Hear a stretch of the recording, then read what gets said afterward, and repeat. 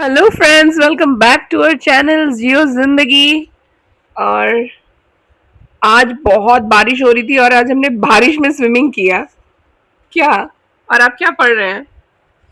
मेरा जो favourite book है eat fruit and heal. Okay. क्या है ना कि इसमें मैं पढ़ के अचंभित हो जा रहा हूँ। मैंने इसमें पहला लाइन पढ़ा। इसमें बोला जा रहा है ना कि मनुष्य को, इंसान को नमक हलाल नहीं होना, मतलब नमक हलाल। देखिए क्या लिखा हुआ है। यूं तो इंसान को नमक हलाल होना चाहिए।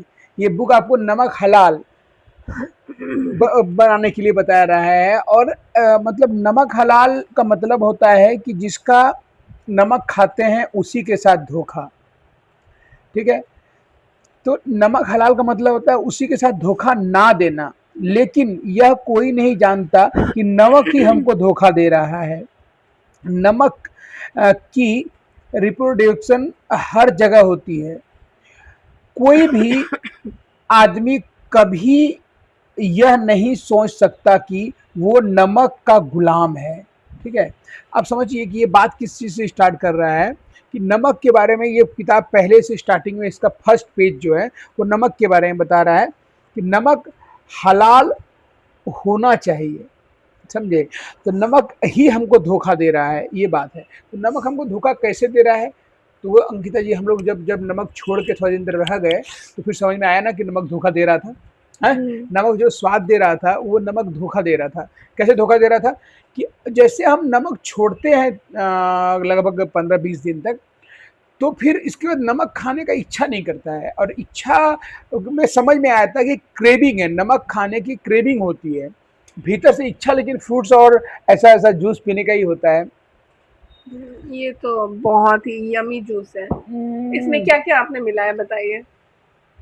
इसमें मैंने मैंगो, ड्रैगन और पीसेस करके कठाली केला, जो बंगाल का अच्छा केला होता है ना, वो मिलाया है। तो ये जो देता है ना स्वाद, ये स्वाद जब हम नमक छोड़ते हैं तो ही समझ में आता है। क्योंकि हम जब जिसके गुलाम रहते हैं ना, जब उससे दूर चले जाते हैं तो गुलामी समझ में आती है। जब हम उसके साथ फंसे रहते हैं ना तो हम नहीं समझ पाते हैं कि हम गुलाम हैं। दिक्कत इंसान के साथ में यही है कि आदमी जो जो भारतीय विदेश गया वही फिर लौट के आके यहाँ पे आंदोलन किया, ताकि यहाँ के लोग आदी हो गए थे गुलामी के। तो तो उन गुलाम जिसने छेड़ा वो कौन था? वो अधिकतर लोग जो थे वो विदेश से लौटे हुए पढ़े लिखे बैरिस्टर थे। तो क्या था ना कि हम जब तक समझेंगे, जिसे होता है ना, एक चीज आपको उदाहरण देता हूँ कि एक मेढक का एक सिद्धांत है कि यदि मेढक को यदि गर्म पानी में सीधा डाल दिया जाए तो वो उछल के भाग जाएगा।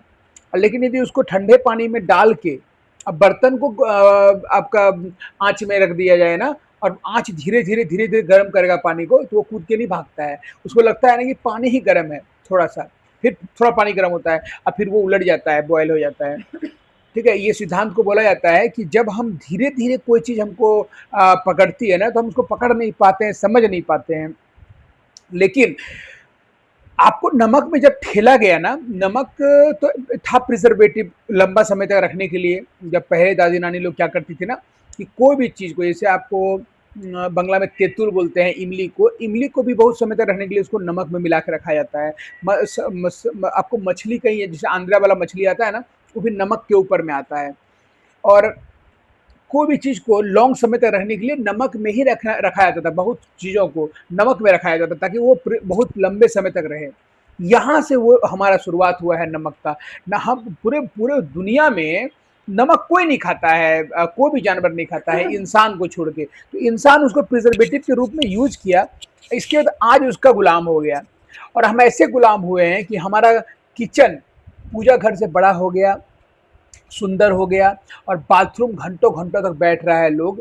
जबकि जो मोशन है वो फट से क्लियर होना चाहिए। हर जानवर का मोशन उसके यूरिन से पहले खत्म हो जाता है, यूरिन बाद तक चलता रहता है और फट से निकल जाता है। लेकिन सिर्फ नमक के कारण उसके उस भोजन को हम करते हैं जिस कारण से मेरा फिस्चुला और बवासीर बन जाता है। लोग कोई जानवर को बवासीर और फिस्चुला आप नहीं देखिएगा इंसान को छोड़ के, और उसका मेन कारण नमक है, क्योंकि नमक के द्वारा ही विजातीय खाना जो हमको नहीं खाना चाहिए, जो मेरा स्पेसीज का स्पेसिफिक डाइट नहीं है, हम उसको भी खा लेते हैं, और ये बहुत दिनों से चलता आ रहा है। और आपको एक मैं बोलूँगा ना अंकिता जी, तो आपको एक शौक लगेगा कि ये जो आयुर्वेद है ना, आयुर्वेद ने हमें पहली बार ठगा है। ये बात मैं बोलूँगा तो बहुत दोस्तों को भी बुरा लगेगा। आयुर्वेद हमें धीरे-धीरे एक रास्ता बनाया, जो हम लास्ट में जाके इसके जाल में फंस गए, एलोपैथी के जाल में फंस गए।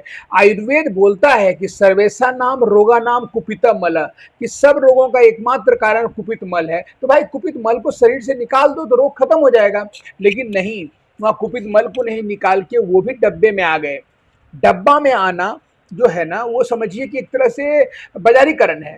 तो जब जब से आयुर्वेद डब्बे में आ गया, तब से आयुर्वेद ने ठगना शुरू कर दिया है। और आपको आश्चर्य होगा अंकिता जी, कि दर्द की जो दवाइयाँ होती हैं आयुर्वेद में, उसमें दर्द की दवाइयों को पीस के मिला दिया जाता है। तो लोग समझते हैं कि देखो ये पत्ता वाला चीज़ खाए, आयुर्वेद खाए तो फट से ठीक हो गया।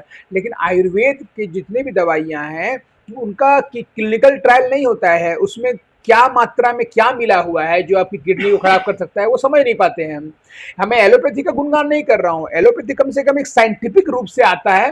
हाँ, उसके उसकी क्षमता नहीं है कि वो पूर्ण स्वास्थ्य दे पाए, लेकिन लोग एलोपैथी के ऊपर में मतलब दसों साल जिंदा रह जाते हैं किसी चीज को लेके, लेकिन वो पूर्ण स्वास्थ्य नहीं पाते हैं।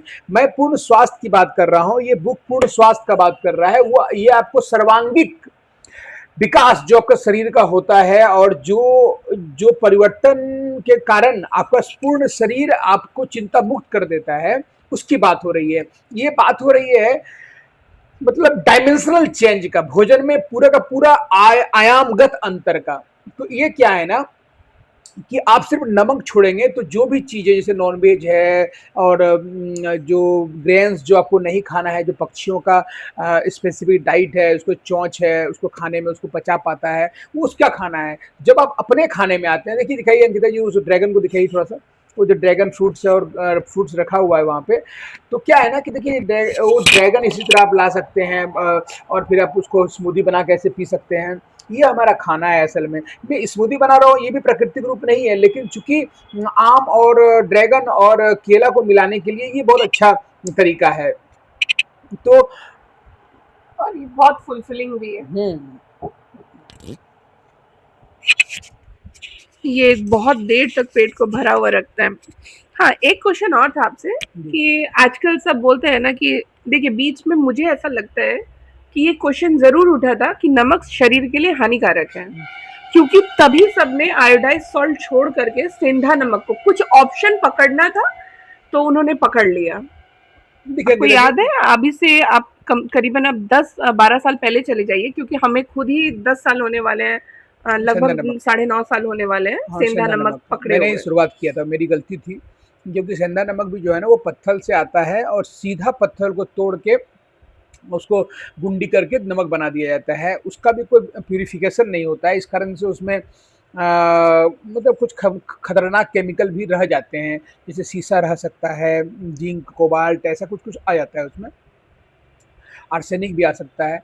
तो क्या है ना कि उस कारण से वो लाभदायक नहीं है। और एक मैंने एक बहुत प्रतिष्ठित डॉक्टर हैं, जो मतलब राष्ट्रपति का भी इलाज करते थे, उन्होंने कहा था कि हार्ट पेशेंट होने का मूल कारण आपका सेंधा नमक है।